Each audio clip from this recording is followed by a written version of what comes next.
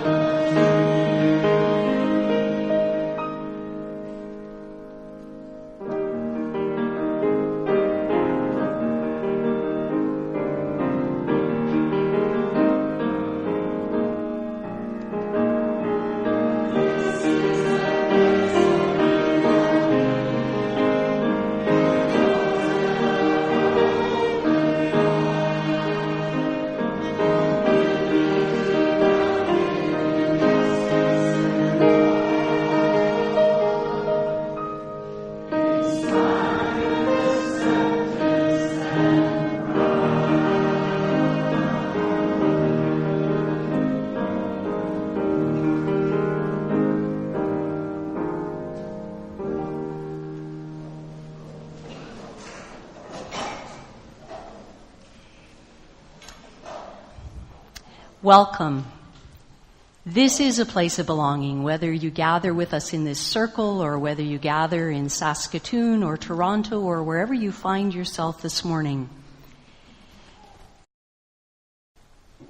We come with one another, wherever we are and however we come, to create spiritual community. It isn't dependent on whether we're young or old or in between, whether we're single or partnered or somewhere in between, whether we're male or female or beyond the binaries of those categories, whatever our orientation, our gender identity, our race, our heritage, our language, We are each essential to the circle of life, and we belong. We celebrate this day as we gather a welcome to Edmonton Children's Choir. This space is not at all strange to you as you gather here every Tuesday night for your rehearsals. It's familiar, and we welcome you to this circle and are delighted that along with your director, Adam Robertson, and your accompanist, Susan Farrell, you will... Sorry? Ramey Doe. That got changed this week. Welcome to Ramey, and welcome, choir, as you share some of your repertoire with us today.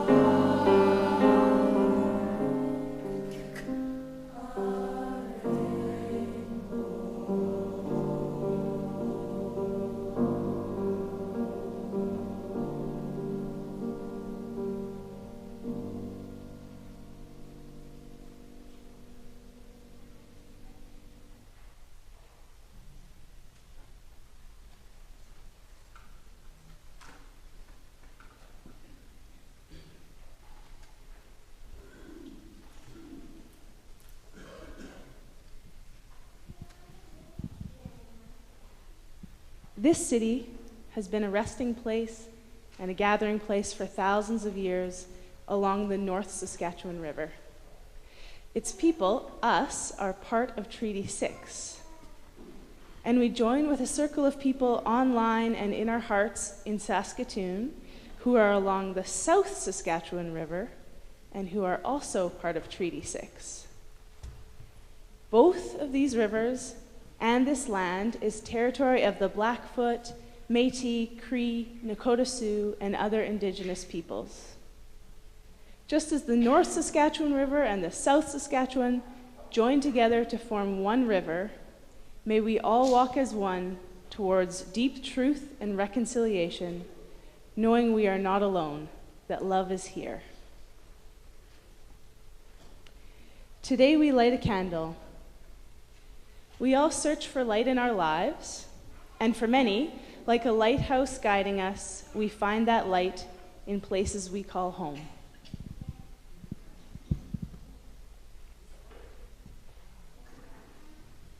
So we've had a time to think about our Indigenous siblings, and this next song, it's called, the name of it is the name given to West Coast Indigenous artist Emily Carr, and it means laughing one.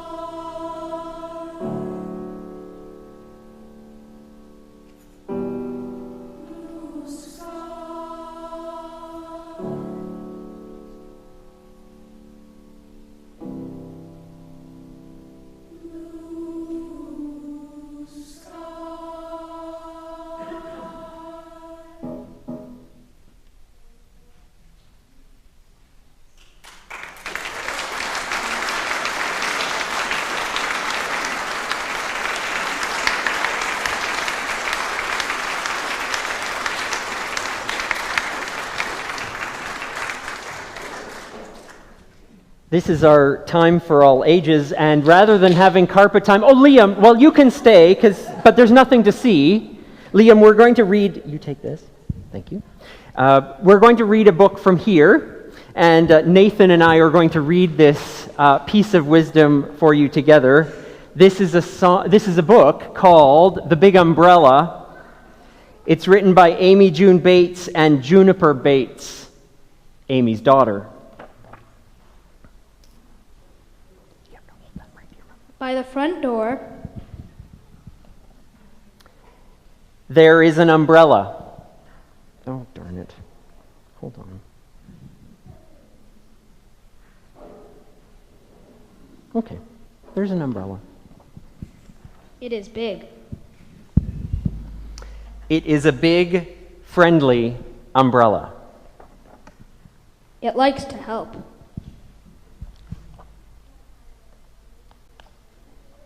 It likes to spread its arms wide. It loves to give shelter. It loves to gather people in. It doesn't matter if you are tall Or hairy. or plaid. It doesn't matter how many legs you have. Some people worry that there won't be enough room under the big umbrella.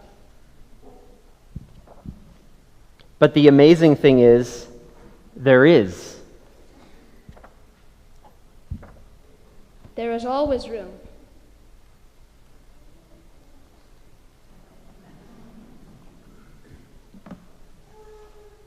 Many places and things can act as a big umbrella. Our home and family can be a big umbrella. Our school can be a big umbrella. Our choirs and our groups can be a big umbrella. Our neighborhoods can be a big umbrella. Our spiritual communities can be a big umbrella.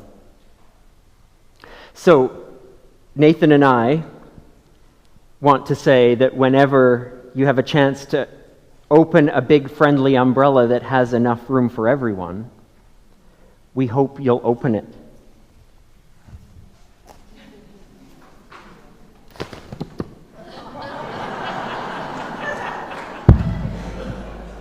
We hope everyone can find room and feel like they belong.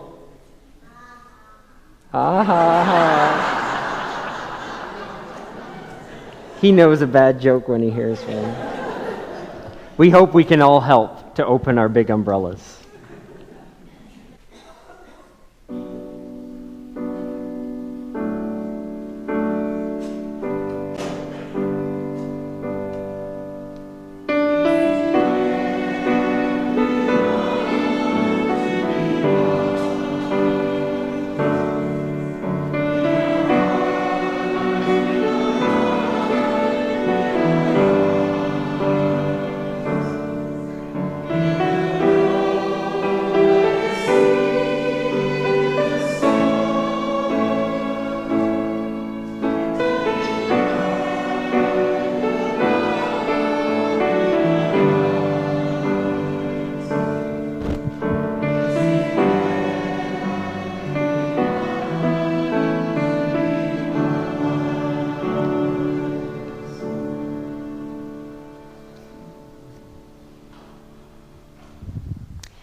I want to share a little wisdom that comes from Catherine Osmond in her book, Grace Without God. This is a story that comes from her experience having grown up in a religious community, having married an individual who came from another religious community, and having made a decision to raise their children without a spiritual community. Coming to a place in her journey where she was searching for a sense of belonging and wondering what it was that her family needed, and this is part of her story. One afternoon 7 years ago, I was in my son's bedroom putting his clothes in his dresser drawers as he played with Lego on the rug. He was 6 years old then, and it was the quiet time before dinner, and there wasn't much to do. As I tucked his dinosaur pajamas into his top drawer, I heard him say, almost to himself, "I feel homesick." I inched the drawer closed. "Can you describe the feeling?" I asked. "It just feels Empty, he said. I sat down beside him and leaned against the side of his bed, brushing some scattered Lego into a loose pile. I tried to act nonchalant, as if the word homesick wasn't coursing through my head like a snake. Homesick was exactly the word I used to describe the emptiest moments in my life. Not a literal homesickness. The feeling had nothing to do with being home or not being home. It was something larger, an ache beneath the surface that emerged at random. It would strike at the dinner table, or on trips home from college, or in the middle of the night with friends, or on a long Sunday afternoon when the worries about Monday morning loomed. And now my son was feeling it too. A child's tantrum I could handle, but boredom, anger, sadness, like any other parent of two small children, I dealt with all those emotional ups and downs every day. But homesick felt like a different register, the kind of spiritual gap that a parent couldn't easily remedy. Is there anything I can do to make that feeling go away? I asked. He stared at the floor behind his small wire-rimmed glasses. I miss our cousins and grandma and grandpa and uncles and aunts and just everyone, he blurted out. I just want us all together in one place. I looked around at the toys that Michael and I had bought to enrich his young life. We checked out parenting guides from the library. We ate dinner together as a family. We read books every night before bed. But I wondered if we had failed to give our children something bigger than our love. They were growing up without communitas, the term that anthropologist Victor Turner used to describe a richer form of community than what we find through friendship or work or school. Communitas is a group bound by a shared quest for value, purpose, and meaning. In the thoughts of the seeker, is it as though we are searching for a song?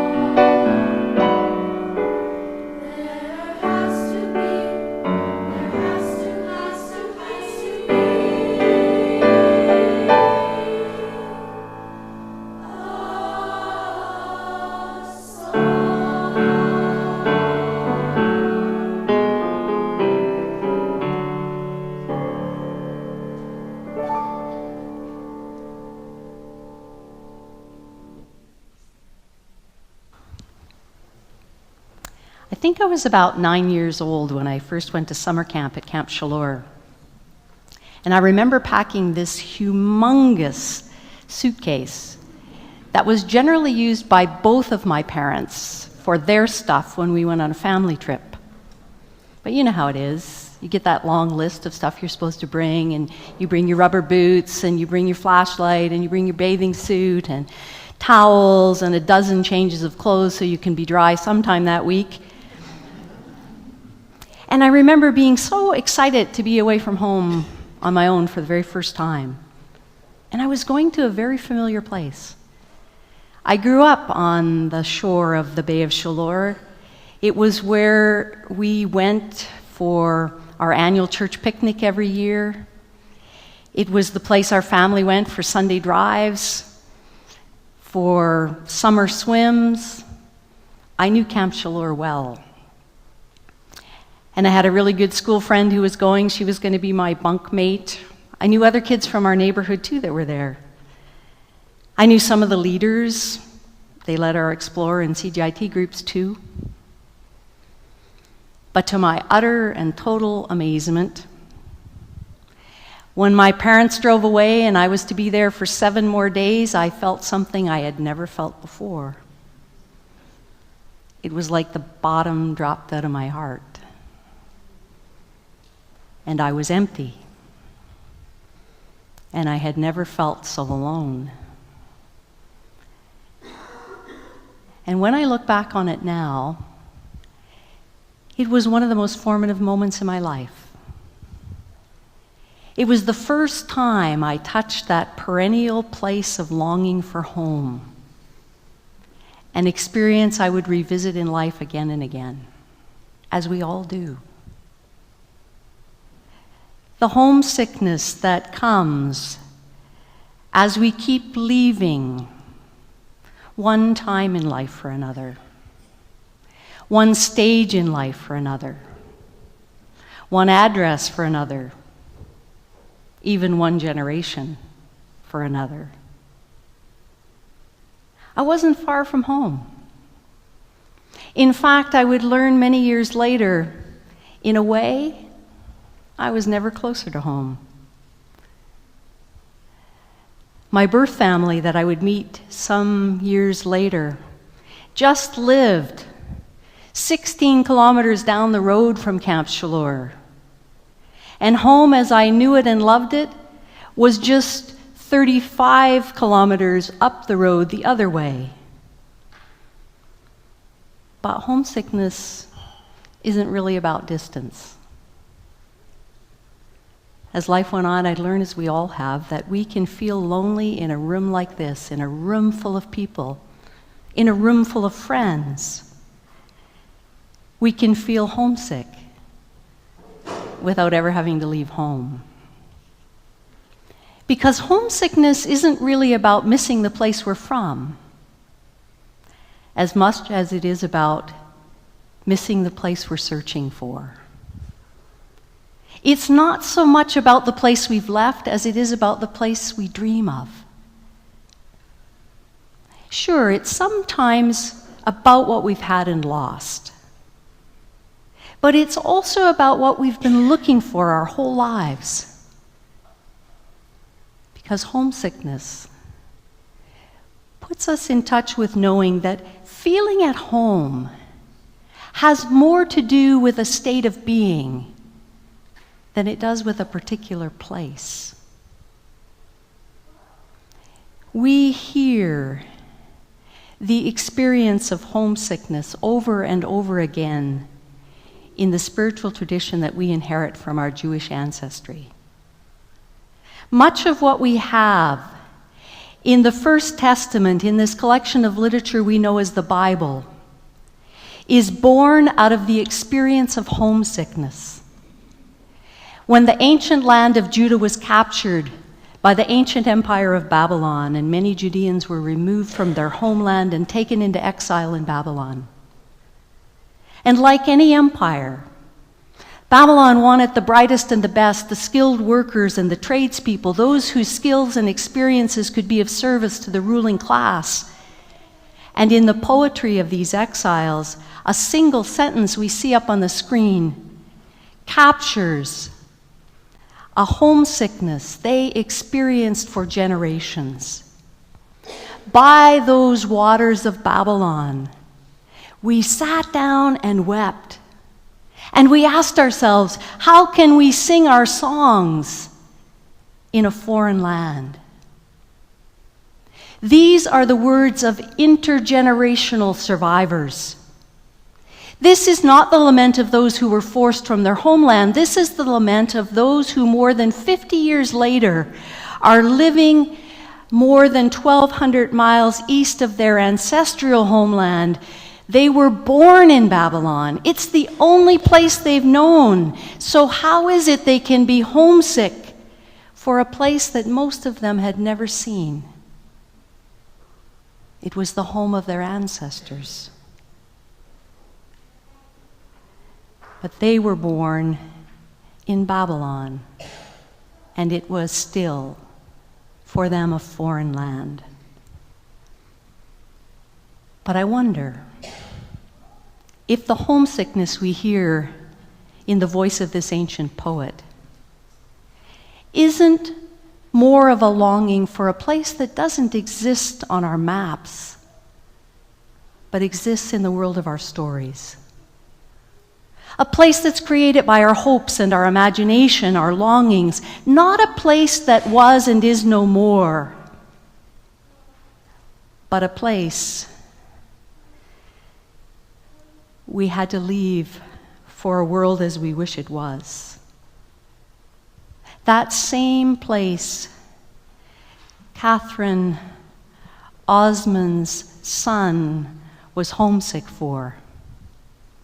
The place where we are all together in one place.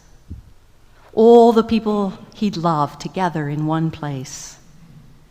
It wasn't something that 6-year-old had and lost.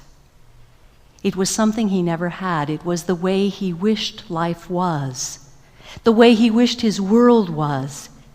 It's a cry to belong by belonging to a love that's bigger, wider, deeper. A belonging that isn't dependent on geography. This week, I remembered that there are many ways to be together in one place. There are many ways to belong to one another. To be communitas. To be a caring community of common quest and vision. 6 years ago, several of us from Southminster Steinhauer United Church met together with some individuals from Meewasin Valley United Church at a conference on progressive Christianity that was held in London, Ontario. We recognized in conversation with each other that we were exploring similar paths as spiritual communities. A few years later, Chris and I had the opportunity to give leadership at an annual conference they host in Saskatoon called Celebrating Spirit. And that time together deepened our appreciation and our understanding for each of our spiritual communities.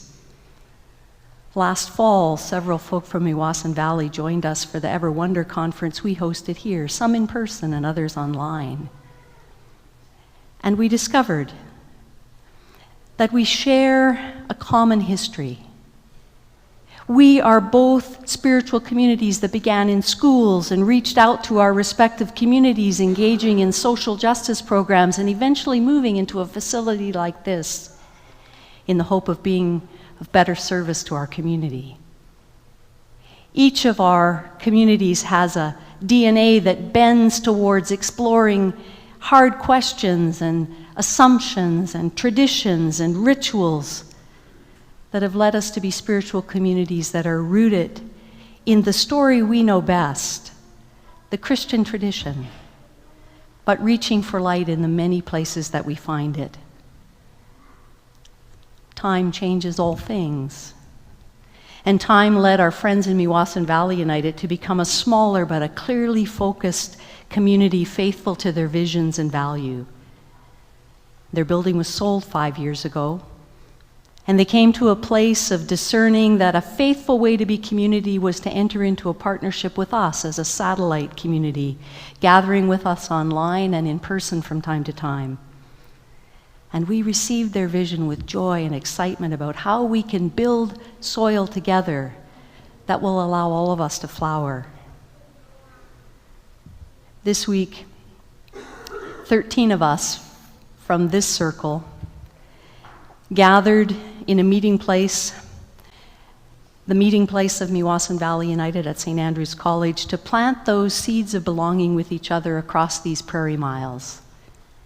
We made a commitment to explore a new way of being in communitas, of belonging to a shared journey of being together in one place that isn't dependent on geography, but is helped by technology, to plant seeds of solidarity and love amid our homesickness for a more fair and equitable world.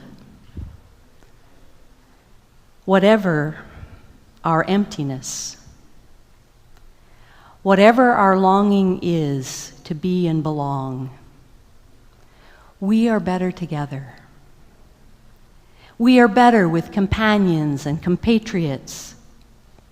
I don't know if there is a more compelling reason to be part of a spiritual community than that. It's the best way I know to be together in one place, to share the homesickness and the hope of our species in this silence that we hold now with one another. I invite us to think about the ways that we can plant seeds of belonging, that we might each be more at home in our own skin, more at home with each other, and make this world, our home, a better home for all of us, for all forms of life.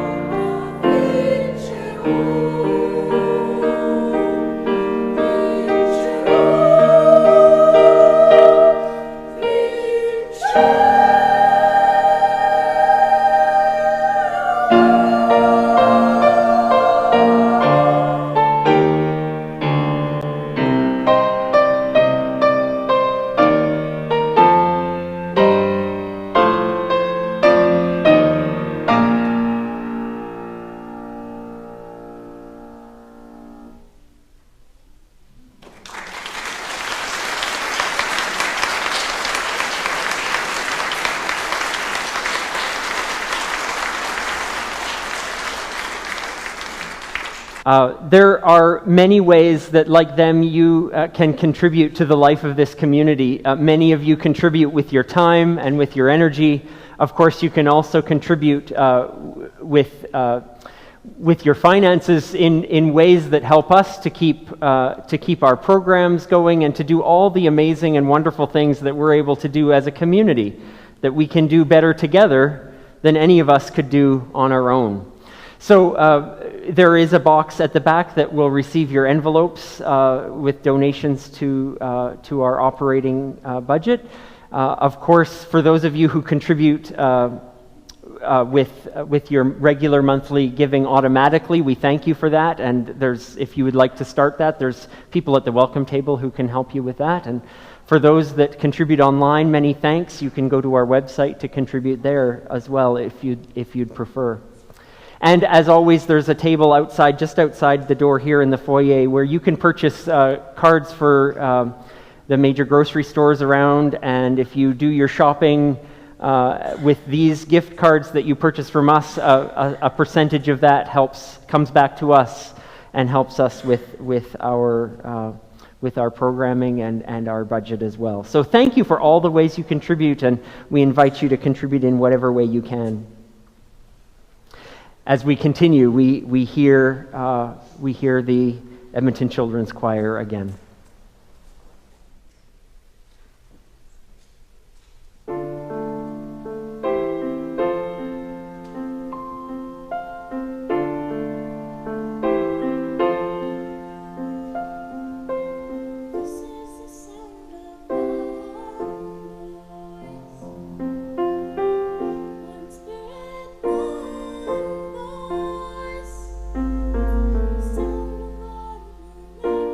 Sound of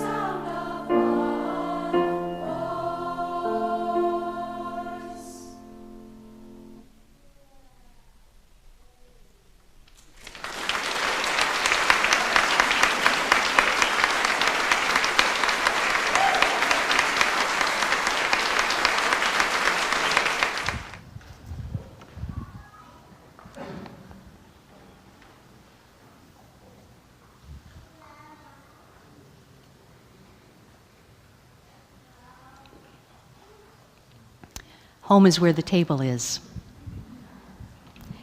where we take our place, where there is always a place for us. We share this ritual at table with one another as a place of welcome, a place of inclusion, a place where we signify our quest for light, for meaning, for connection. This is a place where we recognize the community of life, the communion we find with one another, with wisdom old and new, with traditions remembered and reframed. As we share with each other the simplicity of bread and a single cup, symbols of our hunger for beloved community and our thirst for belonging and connection, we pause to acknowledge our dependence on the gifts of the earth, gifts as simple and complex as wheat and grapes, as bread and juice, gifts nurtured by air and soil, sun and rain, tended by human hands. We come to this table to ground our gratitude and to strengthen our intention to participate in the vision we see embodied in the Jesus tradition and in enduring spiritual traditions. A vision for the healing of broken lives, broken hearts, broken dreams and promises, broken cultures, broken faith with our planet and with each other. And we want you to know that you don't need to be a member of this or any church to be welcome to share in this ritual and to stand in this intention. You're welcome to participate in any way you choose. You're welcome to take this time for music and reflection. You're welcome to come to the table and choose a piece of bread and dip it in the cup of juice as a way of expressing a hope for a more just and compassionate world, a way of strengthening our intention to live where belonging is safe and life-giving for each of us and all of us. We want to invite those children and adults that are going to help us serve bread and juice to come to the table as we prepare to do that.